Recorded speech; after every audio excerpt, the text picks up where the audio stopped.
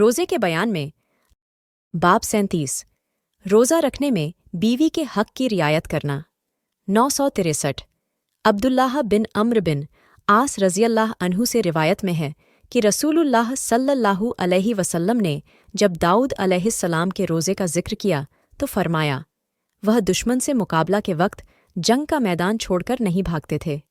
अब्दुल्लाह रज़ियल्लाह अन्हु ने कहा, ए अल्लाह के रसूल सल्लल्लाहु अलैहि वसल्लम, कोई है जो मेरी तरफ से इस बात की जिम्मेदारी कबूल करे कि मैं मैदान जंग से नहीं भागूंगा। रावी कहता है कि रसूलुल्लाह सल्लल्लाहु अलैहि वसल्लम ने यह दोबारा फरमाया, जिसने हमेशा रोज़े रखे उसने रोज़ा रखा ही नहीं। फ़ायदे, इस हदीस में यह अल्फाज भी है कि तेरी जान और तेरे बीवी बच्चों का भी तुझ पर हक है।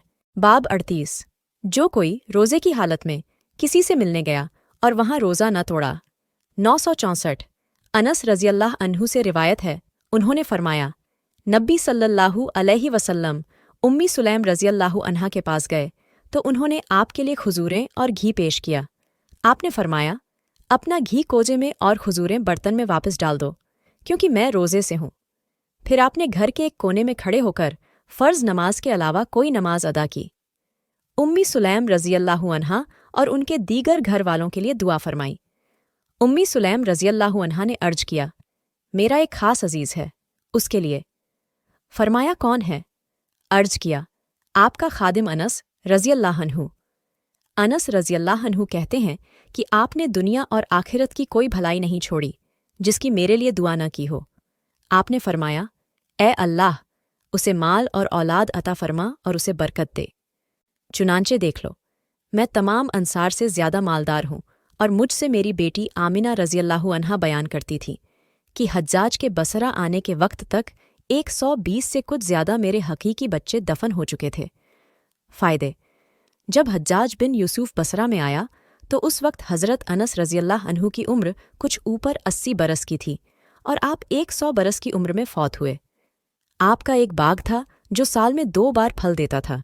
आपकी औलाद जो जिंदा रहीं वह 100 से ज़्यादा थी। औनुल बारी 2/844 बाब 39 महीने के आखिर में रोज़े रखना।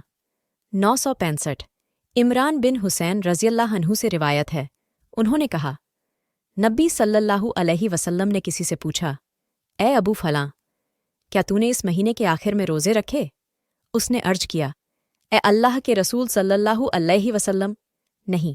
आपने फरमाया, जब तुम रमजान के रोज़ों से फारिग हो जाओ तो 2 दिन रोज़ा रख लेना। एक रिवायत में है कि आपने फरमाया, शाबान के आखिर में 2 रोज़े नहीं रखे। फ़ायदे, एक दूसरी हदीस में है कि रमजान से पहले 1-2 दिन का रोज़ा रखना मना है। यह इस सूरत में है जब बतौर इस्तकबाल रखे जाए। अगर इस्तकबाल की नीयत न हो तो आखिर शाबान के रोज़े रखने में कोई कबाहत नहीं। औनुल बारी 2/846 बाब 40 जुमे के दिन रोज़ा रखना। 966 जाबिर रज़ियल्लाहु अन्हु से रिवायत है, उनसे पूछा गया कि आया रसूलुल्लाह सल्लल्लाहु अलैहि वसल्लम ने जुमा के दिन रोज़ा रखने से मना फरमाया है? उन्होंने कहा, हाँ। 967 जुवैरिया बिनते हारिस रज़ियल्लाहु अन्हा से रिवायत है, जुमा के दिन नबी अकरम रज़ियल्लाहु अन्हु उनके घर तशरीफ़ ले गए तो वह रोज़े से थे। आपने पूछा, क्या तूने कल भी रोज़ा रखा था? उन्होंने अर्ज किया, नहीं। आपने फरमाया, क्या तू कल आइंदा रोज़ा रखना चाहती है? उन्होंने अर्ज किया, नहीं। आपने फरमाया, फिर तू रोज़ा इफ्तार कर दे। फ़ायदे, सिर्फ जुमा का रोज़ा रखना मना है। अगर एक दिन पहले या बाद साथ मिला लिया जाए तो कोई हर्ज नहीं।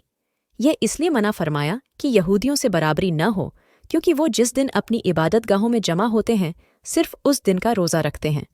औनुल बारी 2/847 बाब 41 रोज़े के लिए कोई दिन मुकर्रर तय किया जा सकता है। 968 आयशा रज़ियल्लाहु अन्हा से रिवायत है, उनसे सवाल किया गया, आया रसूलुल्लाह सल्लल्लाहु अलैहि वसल्लम इबादत के लिए कुछ दिनों की तख़सीस फरमाते थे? उन्होंने फरमाया, नहीं, आपकी इबादत दायमी हुआ करती थी।